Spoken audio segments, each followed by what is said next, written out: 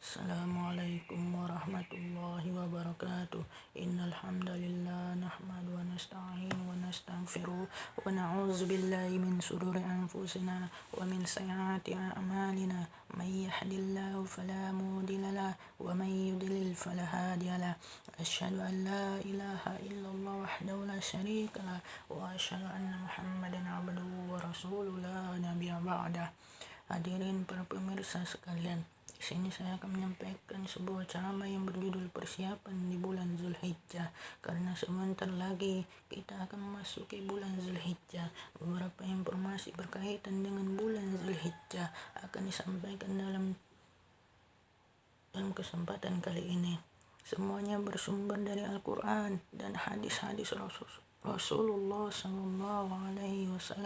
Semoga dengan informasi ini apa yang akan kita lakukan sesuai dengan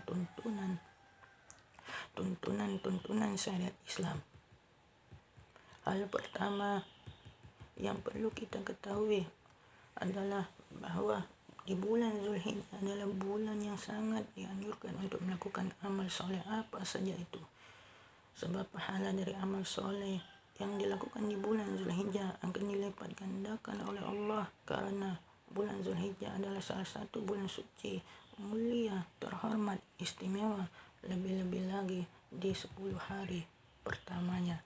Dalam surat At-Taubah ayat ke-36, Allah Subhanahu wa taala berfirman yang artinya, sesungguhnya jumlah bulan menurut Allah ialah 12 bulan, sebagaimana dalam ketetapan Allah pada waktu Dia menciptakan langit dan bumi. Di antaranya ada 4 bulan haram, yaitu Rajab, Zulqa'dah, Zulhijjah, dan Muharram. Maka janganlah kamu menzalimi dirimu dalam bulan yang 4 itu. Diriwayatkan oleh Sunan At-Tirmizi dari Abdullah bin Abbas, Rasulullah SAW bersabda, tidak ada hari-hari dalam setahun untuk berbuat amal soleh yang lebih Allah cintai kecuali amal soleh yang dilakukan di 10 hari pertama bulan Zulhijjah. Maka dari keterangan tersebut, hendaknya setiap muslim tidak menyia-nyiakan kesempatan berharga tersebut dengan melakukan kebaikan apa saja yang mungkin bisa dilakukan. Dan yang kedua, hal yang perlu diketahui tentang Zulhijjah adalah adanya kewajiban berhaji seumur hidup sekali. Seorang tidak berumroh sampai mati, ia tidak berdosa. Tetapi seorang yang sampai mati tidak berhaji atau tidak pernah melakukan usaha untuk bisa berhaji, maka ia termasuk dosa-dosa besar. Karena dalam beribadah seseorang harus mendahulukan yang wajib daripada yang sunnah. Dan ketahuilah, jangan salah mengartikan keterangan bahwa haji hanya wajib bagi yang mampu. Memang betul haji wajib bagi yang mampu, tapi bagaimana ukuran mampu? Ukuran tidak mampunya seseorang berhaji. Dalam Sunan At-Tirmizi diriwayatkan dari Abdullah bin Umar radhiyallahu anhum, ia berkata, ada seseorang yang bertanya pada Rasulullah SAW tentang maksud haji itu wajib bagi yang mampu. Rasulullah SAW bersabda, Az-zadu warahilah, mampu bekal untuk selama perjalanan pulang, dan mampu ada kendaraan yang bisa menyampaikannya ke sana.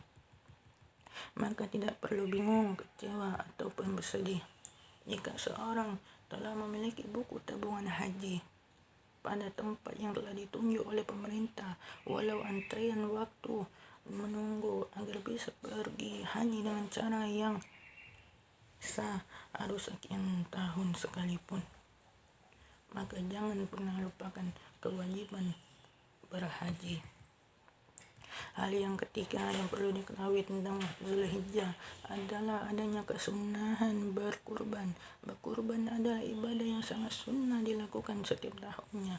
Jika mampu, dalam Sunan Abu Daud diriwayatkan dari Mihrab bin Sulaim, saat berada di Arafah, Rasulullah SAW bersabda, wahai umat manusia, sesungguhnya setiap penghuni rumah pada setiap tahun hendaknya melakukan kurban kambing dikeluarkan biayanya oleh satu orang, dan kurban sapi atau kurban kerbau dikeluarkan biayanya bisa sampai 7 orang.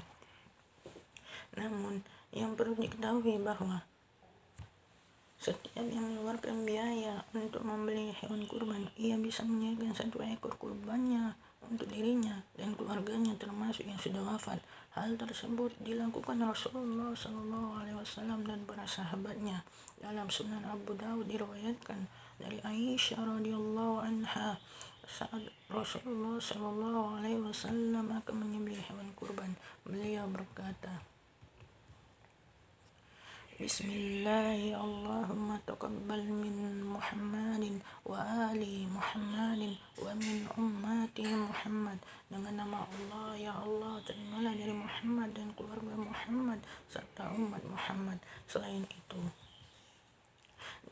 Selain dari itu, hendaknya mengeluarkan biaya hewan kurban tidak mengunting kuku dirinya dan semua rambut yang ada di tubuhnya sampai hewan itu disembelih. Demikian Rasulullah SAW mengingatkan, sebagaimana dalam hadis sahih Muslim. Adapun yang tak perlu dipermasalahkan adalah hewan itu bertanduk atau tidak, jantan atau betina yang tidak sedang hamil mau dimakan semuanya oleh keluarga yang berkorban atau dibagikan sesukanya pada siapa saja, baik miskin, kaya, atau juga bukan orang Islam. Karena dalam surah Al-Mumtahanah ayat 8 diterangkan bahwa seorang muslim tidak dilarang berbuat baik dan berlaku adil pada orang kafir yang tidak memerangi kaum muslimin, dan dibolehkan juga menyimpan daging kurban lebih dari 3 hari sekalipun. Demikianlah diri antara yang perlu diketahui berkaitan dengan akan datangnya Zulhijjah.